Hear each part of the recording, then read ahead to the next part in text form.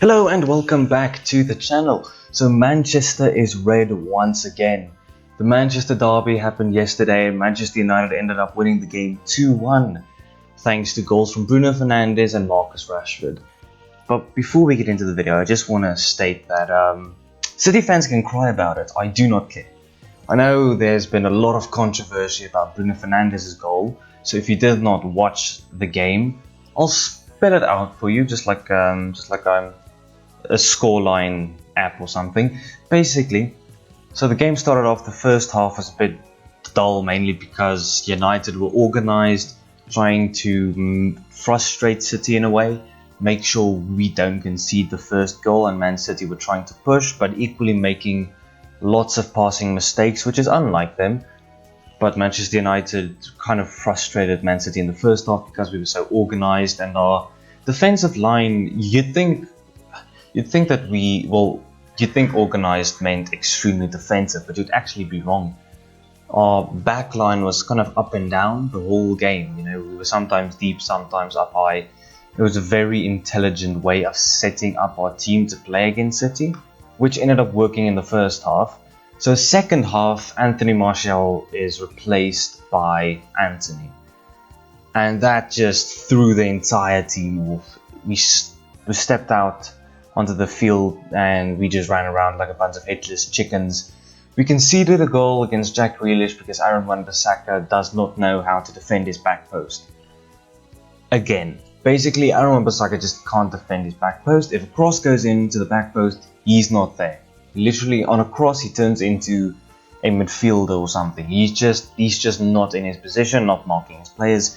So we ended up conceding 1-0, Jack Grealish, which, yeah, that was a heartbreaking moment. I think it happened in the 66th minute or 70th minute, somewhere there.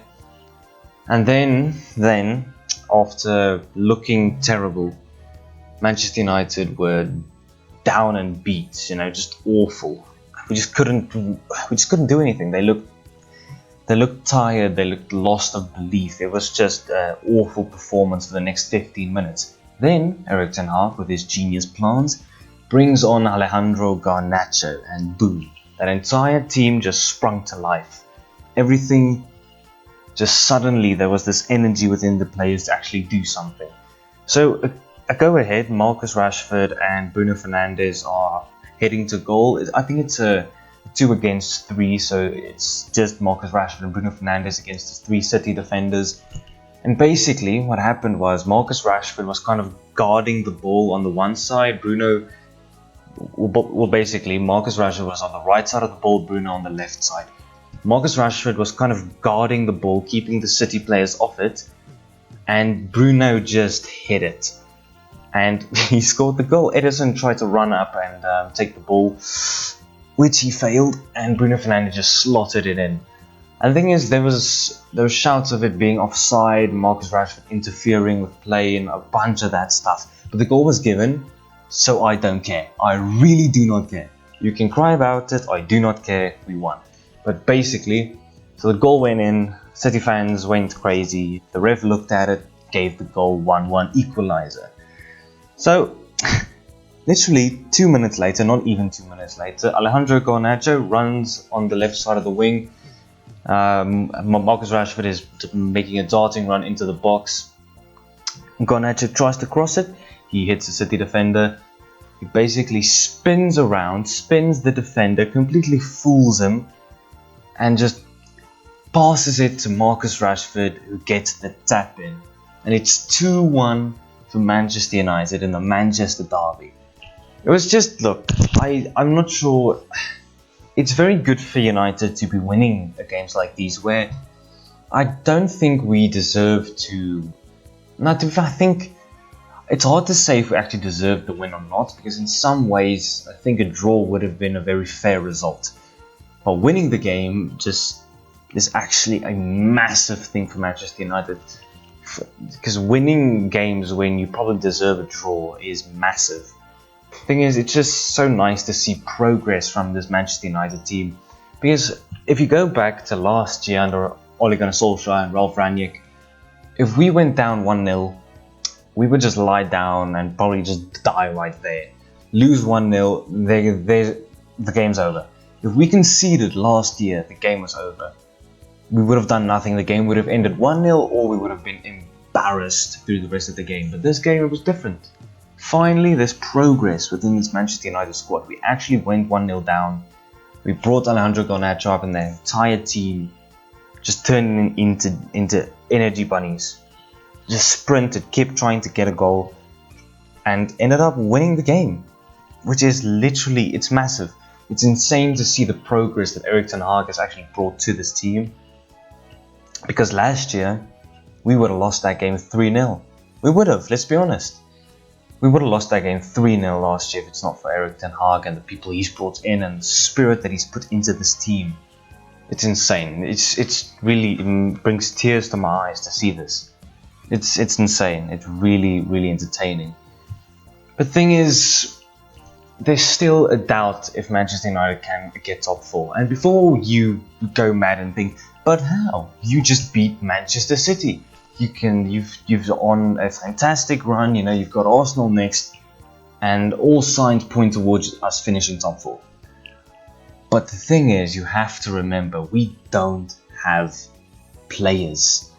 Like, for 60 minutes, that team played their heart out, and they were tired. They were dead. It was over, you know. Then suddenly Alejandro Garnacho comes up, and everyone was like, alright, let's give this one last shot, and that shot worked. If that last shot didn't work, it was over. That team does not have the fitness at the moment. Playing so many games, not having people to rotate really, is bad. It's really, really bad. You know, yeah, we're in good form, but it's gonna fade at some point because we just don't have players to be rotating. I mean, Anthony Martial went off in the 45th minute, and we brought in Anthony, who isn't a striker and isn't the same type of player as Anthony Martial is. By the way, can we just actually talk about the influence Martial actually has on that squad? Because he's the only guy that's actually holding the ball up top. He's the reason that we can actually get the ball to Marcus Rashford and get the ball to Bruno because he was playing on the right, and get the ball to Eriksen. That's the reason we can play these balls, because he's playing with his back to goal, holding up the ball, making sure people run, and then off the ball he makes runs, confusing the defenders, giving people like Marcus Rashford space to score goals. He's making a massive influence. The thing is, when we took him off Anthony, that team died. We couldn't hold possession. We couldn't get Marcus Rashford or Bruno into positions where we could do something. Thing is, when Garnacho came on, suddenly someone just started playing well, and then we just found something. But that's not always going to happen. And I think getting those 2 goals, look, I'm going to be honest, it was a bit lucky, to be honest. When Martial was there, you could say, alright, we have an opportunity to get Marcus Rashford and Bruno into spaces, we could pass them the ball, Eriksen could make a run into the midfield, we could do something. When he went off, it was done, it was dead. Nobody could hold the ball up. So getting those 2 goals was very lucky, because without Martial, we had no way of actually keeping possession. We're not sure if Wout Weghorst is going to have the same effect that Martial has. Because Martial is a different player to Wout Weghorst. I know Wout Weghorst can hold the ball up a bit. He is pretty mobile for a person of his size. He might be good, but let's be honest, Martial is actually a very good player in that system, because he just works. He really allows us to attack. He's a key in our attack. People don't realize this and they hate on him and whatever because he doesn't score goals, but listen, he's a massive part in that attack. Without him, it's dead. With Wout Weghorst, hopefully he can have the same effect. But the problem is, what if Marcus Rashford is having an off day? What if he can't play to a level that we need him to play? Then we're screwed. Then we're done. You know, you have to understand this. If Rashford or Bruno or Eriksen or someone like that is a bit off, which happens, you know, inconsistency is a big part of professional football, because you get tired, you get lazy sometimes it just doesn't click, and then we're screwed. That's the problem. We're relying on a Marcus Rashford who is in immense form. If he drops, we're screwed. So that's why we need more players. And thing is, Marcus Rashford he got a slight injury and everyone was worried. Everyone was stressing. You know, when he went to the ground, the heart rate was moving mad. Thing is, because he's the only guy that can that's actually doing something in scoring goals lately. So if someone like Marcus Rashford drops out, we're done, because no one's scoring goals for us. It's just him and the occasional goal from a Bruno, Martial or an Anthony. But that only happens sometimes. So when he dropped to the floor, we were like, oh shit, it's over for us. Because we don't have anyone to play in that position. Yeah, we have Garnacho, but once again, he's a youngster. You know, you can't rely on him to be as consistent as Marcus Rashford is at the moment. You know, he's a youngster. He's 18, remember that. He's 18, you know, you have to remember. He's 18, he can't play every single game and perform every single game. Alanga, he needs to go out on loan. He's not good enough. And then you have Anthony who can play, but that's it. Sancho is somewhere unknown. So we need backup players, really. It's a necessary thing. That's why we need backup players. And the thing is, by winning these games, we're not going to get backup players. It's so unfortunate because we have to win. We love winning. It's fantastic to win. It's fantastic to finally see progress, finally get close to winning a trophy. But with us being in the Carabao Cup, the FA Cup, the Premier League and the Europa League, we need players. And unfortunately, if we're not in the relegation zone, the Glazers aren't going to buy anything. That's why we need new owners. So we're kind of screwed at the moment. So hopefully we can do something. At least with Weghorst now in. If Marcus Rashford gets an injury, you could maybe move Martial to the wing and put Weghorst at striker, but that's not an ideal way that we would like to play. And that's the problem. But yeah, getting back to the positives, massive win for Manchester United. Very, very happy with the players. Everyone, they did their job in the first half. They got tired, they slipped up, and then fixed the situation, which is a fantastic scenario.